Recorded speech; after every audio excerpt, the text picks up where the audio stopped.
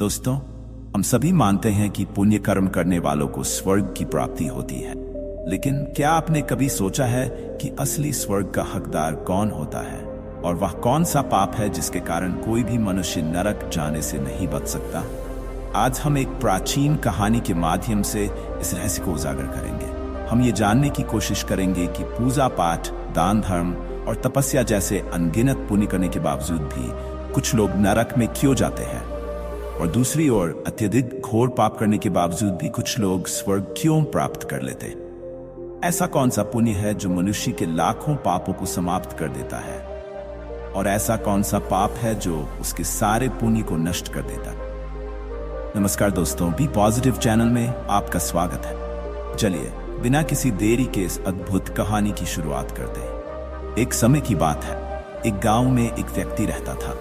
वह हमेशा चिंता में डूबा रहता कि उसने कौन से ऐसे बुरे कर्म किए हैं जिनकी वजह से उसे इतना कष्ट भोगना पड़ रहा है।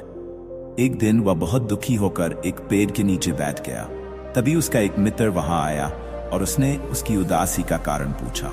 वह व्यक्ति अपने मित्र को अपनी सभी चिंताएं बताता है। तब उसका मित्र कहता है, भाई तुम चिंता मत करो, काम से कुछ दूर एक महात्मा का आश्रम है। वह जो भी समस्या सुनते हैं उसे हल कर देते हैं।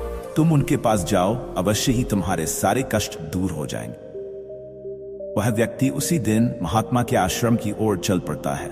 आश्रम पहुंचकर वह महात्मा को प्रणाम करता है और अपनी समस्या बताता है। वह महात्मा से पूछता है, हे महात्मन, कुछ लोग पाप करने के बावजूद स्वर्ग में क्यों जाते हैं और कुछ लोग पुण्य करने के बाद भी नरक में क्यों चले जाते हैं? ऐसा कौन सा पाप है जो सभी पुण्यों को नष्ट कर देता है, और ऐसा कौन सा पुण्य है जो सारे पापों को भस्म कर देता है? महात्मा मुस्कुराते हैं और कहते हैं, वत्स, तुमने बहुत महत्वपूर्ण प्रश्न किया है। इस संदर्भ में मैं तुम्हें एक प्राचीन कथा सुनाता हूं जिससे तुम्हारे सभी सवालों के जवाब मिल जाएंगे। महात्मा का कहानी की शुरुआत करते। प्राचीन काल में मध्य देश के एक नगर में एक ही समय पर 4 व्यक्तियों की मृत्यु हुई। वे सभी अलग अलग प्रदेशों से थे और संयोग से एक ही समय पर उनके जीवन का अंत हुआ। यमराज के दूत उन चारों को यमलोक लेकर गए। मरने वालों में एक राजा, एक धनी व्यापारी, एक विद्वान पंडित और एक गरीब मजदूर था। यमलोक पहुंचने पर वे चारों यमराज और चित्रगुप्त के सामने प्रस्तुत किए गए। यमलोक का दृश्य अत्यंत भयावह था। स्वर्ग के द्वार से एक सुंदर प्रकाश फैल रहा था, जबकि नरक के द्वार से धधकती हुई आग की लपटें निकल रही थी। यमराज ने चारों से उनके कर्मों के बारे में पूछा। सबसे पहले राजा ने कहा, मैंने अपने जीवन में अनेक पुण्य किए हैं। मैंने प्रजा का भरण पोषण किया, दान पुण्य किया, इसलिए मुझे स्वर्ग का अधिकारी समझा जाना चाहिए। फिर धनी व्यापारी ने कहा, मैंने अपने जीवन में बहुत पूजा पाठ किया, ब्राह्मणों को दान दिया और धार्मिक कार्यों में हिस्सा लिया, इसलिए मुझे भी स्वर्ग का अधिकारी समझा जाना चाहिए। इसके बाद पंडित ने कहा, मैंने जीवन भर पूजा अर्चना की, यज्ञ किए और लोगों को धार्मिक खान दिया, इसलिए मुझे स्वर्ग का अधिकारी होना चाहिए।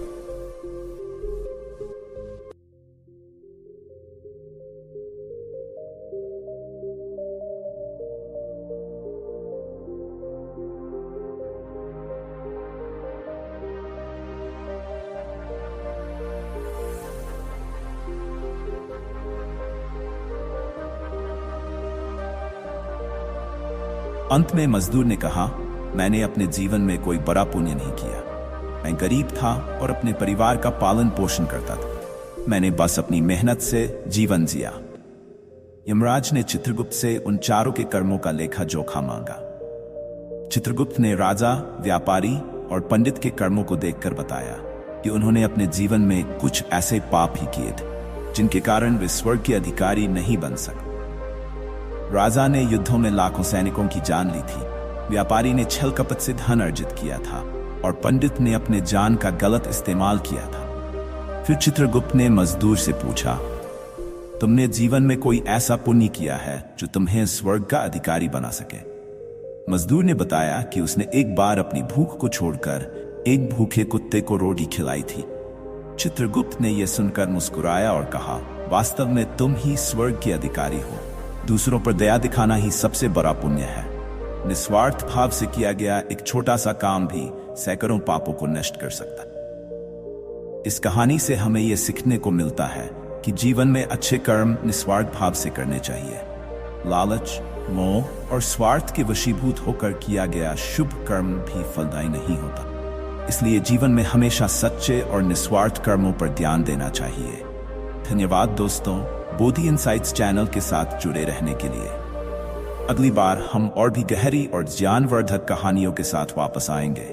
तब तक के लिए अपने कर्मों पर ध्यान दें और सदैव सत्य के मार्ग पर चलें। धन्यवाद दोस्तों इस कहानी को सुनने के लिए।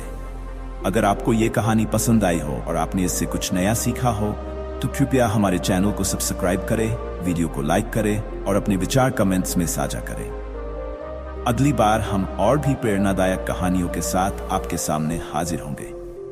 तब तक के लिए खुश रहें, अच्छे कर्म करें और सच्चाई के मार्ग पर चलें।